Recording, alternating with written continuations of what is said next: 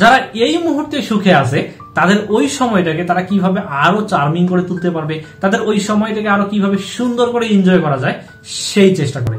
আর যারা দুঃখে আছে, যারা এই মুহূর্তে কষ্টে আছে, যাদের মাঝে বেদনা লুকিয়ে রয়েছে, তারা তাদের ওই সময়টাকে কিভাবে পার করে সামনে এগিয়ে যাওয়া যায় সেটা নিয়ে অনেকেই চিন্তা করে। অনেকে নিজেকে ডিপ্রেসড ভেবে নিজেকে একটা আবদ্ধ জায়গায় নিজেকে বদ্ধ করে রেখে দেয়। সো আমাদের আশেপাশে আপনি চোখ বুলালেই এই দুই রকমের লোক দেখতে পারবেন, যারা অনেক সুখে আছে আবার অনেকে যারা খুব দুঃখে আছে। সো এই দুই রকমের লোক থেকে কিছু লোককে একটা সিনেমা দেখার জন্য, একটা অ্যাওয়ার্ড উইনিং শর্ট ফিল্ম দেখার জন্য ইনভাইট করা হয়েছিল।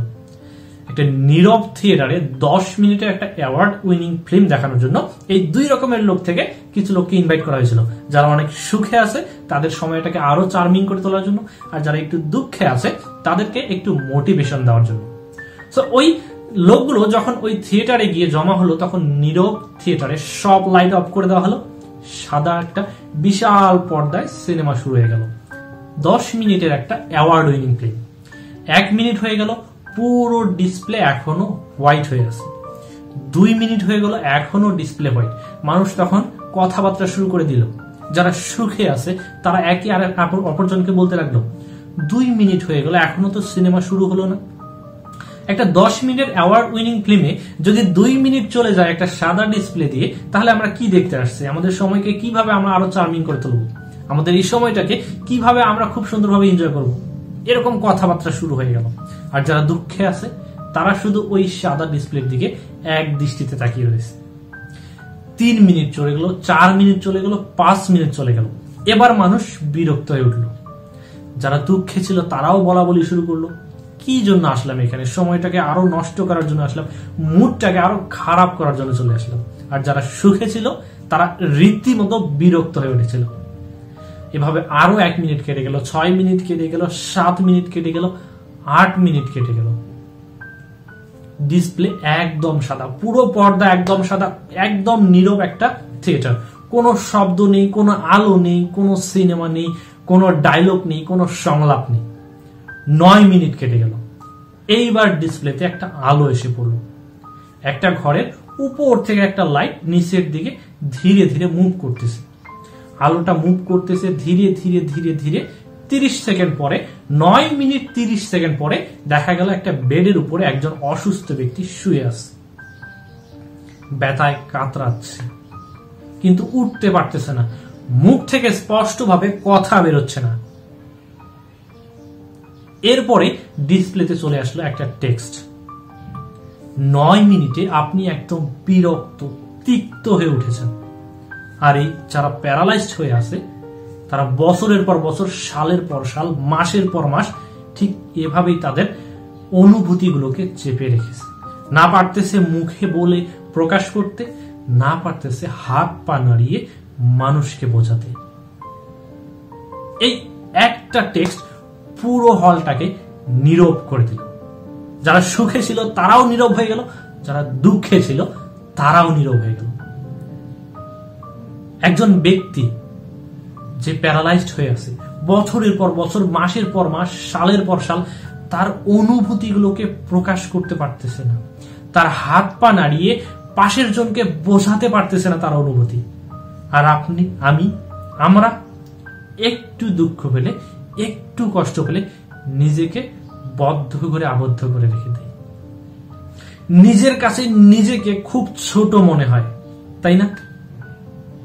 কিন্তু ভাবুন তো এই 10 মিনিটের কথা, যারা ঠিক ওই মুহূর্তে ওই থিয়েটারে ছিল, যাদেরকে এই জিনিসটা দেখানো হয়েছিল, এই শর্ট ফিল্মটা দেখানো হয়েছিল, এই অ্যাওয়ার্ড উইনিং ফিল্মটা দেখানো হয়েছিল, যারা 6 মিনিট 7 মিনিটে ভেবেছিল যে এই ফিল্মটা যারা অ্যাওয়ার্ড দিয়েছে তারা বোকা ছিল, কিন্তু ঠিক 9 মিনিট পর 10 মিনিটের মাথায় গিয়ে তারা বুঝতে পারলো যে কেন এই শর্ট ফিল্মটা অ্যাওয়ার্ড পেয়েছিল। ঠিক দুঃখটা আমাদের মাঝেও কিন্তু এরকম হয়ে থাকে। মানে অল্প একটু দুঃখ পেলে আমরা নিজেকে ডিপ্রেসড ফিল করি, নিজেকে একটা আবদ্ধ জায়গায় রেখে দিই, ভাবি যে আমরাই পৃথিবীর সব থেকে দুঃখী মানুষ, আমি পৃথিবীর সব থেকে কষ্টে আছি, আমার থেকে কষ্টে আর কেউ এই পৃথিবীতে নেই, কেউ থাকতে পারে না, এটা ভেবে নিজেকে বদ্ধ করে রেখে দিই। আজকের এই ভিডিওতে আমি এমন 3টি পয়েন্টের কথা বলবো, যে 3টি পয়েন্টকে যদি আপনি ব্যালেন্স করে চলতে পারেন, আই এম প্রিটি শিওর যে আপনি খুব সহজেই আপনার দুঃখগুলোকে ওভারকাম করতে পারবেন। আপনার দুঃখটাকে আপনার কাছে খুব ছোট মনে হবে, ইভেন আপনি দুঃখটাকে ফিল করতে পারবেন না। আপনার যতই দুঃখ থাকুক, আপনার যতই কষ্ট থাকুক, আপনি এই জিনিসটাকে খুব সহজে ওভারকাম করতে পারবেন, খুব সহজে নিজেকে সুখী মনে করতে পারবেন। প্রথম পয়েন্ট, আপনি যদি আপনার দুঃখগুলোকে, আপনার প্যারাগুলোকে, আপনার কষ্টগুলোকে, আপনার অনুভূতিগুলোকে, আপনার পেইনগুলোকে ওভারকাম করতে চান, তাহলে অবশ্যই মানবতার সেবা করুন, মানবিক হয়ে উঠুন। আপনি যখন মানুষের সেবা করবেন, মানবিক হয়ে উঠবেন, তখন আপনার দুঃখগুলো কোথায় হারিয়ে যাবে, কখন হারিয়ে যাবে আপনি খুঁজে পাবেন না। আপনি যত প্যারায় থাকুন না কেন, যত পেইনে থাকুন না কেন, যখন আপনি প্যারায় থাকবেন, পেইনে থাকবেন, কষ্টে থাকবেন, তখন দেখবেন আপনার সবকিছুই বোঝা মনে হবে। ঠিক আপনি প্যারায় আছেন, আপনি খুব কষ্টে আছেন, পাশে আরেকজন কাতরাচ্ছে, তাকে একটু হেল্প করে দেখুন না, আপনার অনুভূতিটা কিরকম লাগে, আপনার ফিলিংসটা কিরকম আসে। যখন আপনি নিজে কষ্টে থেকেও অন্য আরেকজনকে হেল্প করবেন, তখন তার মুখের হাসিটা আপনার মুখে হাসি ফোটাতে বাধ্য করে তুলবে।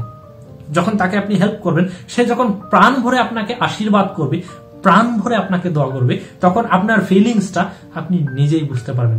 যদি বিশ্বাস না হয়ে থাকে, তাহলে একবার ট্রাই করে দেখতে পারেন।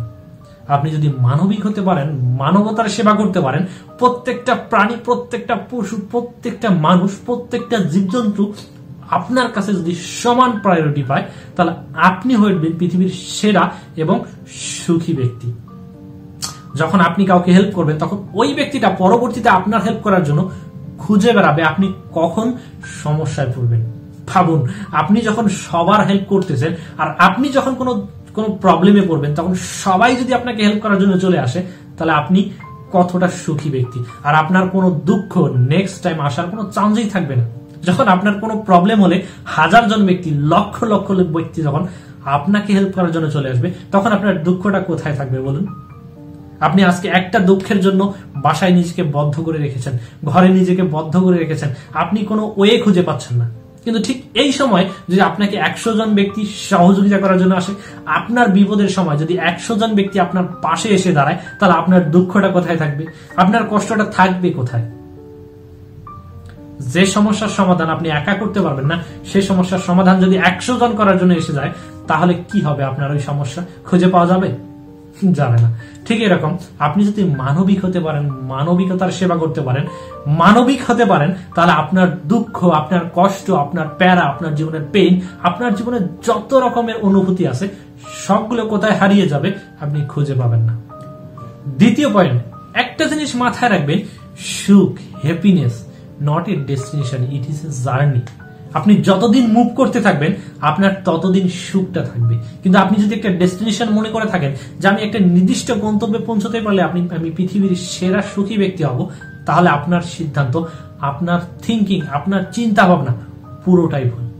কারণ একটা সার্টেন পয়েন্টে গিয়ে আপনি যদি সুখী হতে পারেন, এরকম আপনার এই মুহূর্তে মনে হচ্ছে, কিন্তু যখন আপনি পৌঁছে যাবেন, তখন দেখবেন যে ওইখানেও অনেক রকমের যন্ত্রণা, অনেক রকমের জ্বালা, অনেক রকমের প্যারা ওইখানে আছে। একটা পজিশনকে আপনি হয়তো বা এখন একটা পজিশন থেকে আরেকটা পজিশনে মুভ করতে পারলেই ভাবতেছেন যে ওই পজিশনে সব থেকে সুখে থাকা সম্ভব, কিন্তু প্রত্যেকটা পজিশনে, প্রত্যেকটা জায়গায়, প্রত্যেকটা সিচুয়েশনে আপনাকে কষ্টের সম্মুখীন হতে হবে, আপনাকে বিভিন্ন প্যারার সম্মুখীন হতে হবে। আপনার লোভ, আপনার লালসা, আপনার চাহিদা আপনাকে কখনোই ওই সার্টেন পয়েন্টে গিয়ে সুখী হতে দেবে না। আজকে আপনি প্রথম শ্রেণীতে আছেন, যখন আপনি পঞ্চম শ্রেণীতে উঠবেন, তখন আপনার চাহিদা উঠবে কি কবে কলেজে যাব। যখন আপনি কলেজে যাবেন, তখন আপনার চাহিদা থাকবে কবে একটা ভালো জব পাবো। যখন আপনি একটা জব পাবেন, তখন আপনার চাহিদা থাকবে কবে প্রমোশন হবে। যখন প্রমোশন হয়ে যাবে, তখন ভাববেন যে কবে সিইও হতে পারবো। যখন সিইও হয়ে যেতে পারবেন, তখন আপনার চাহিদা থাকবে কবে এরকম একটা কোম্পানি মালিক হতে পারবো। চাহিদার শেষ নেই। আপনি মরে যাবেন, আপনার চাহিদা শেষ হবে না। শেষ বয়সে গিয়েও ভাববেন যে সারা জীবন অনেক কিছু কাজকর্ম করলাম, অনেক করলাম, এখন ওপারে গিয়ে ওনার কাছে কি জবাব দেব? আপনি সারা জীবন কাজ করলেও আপনার চাহিদা শেষ হবে না। সো একটা সার্টেন পয়েন্টে গিয়ে আপনি কখনোই সুখী হতে পারবেন না। Happiness is a journey, not a destination.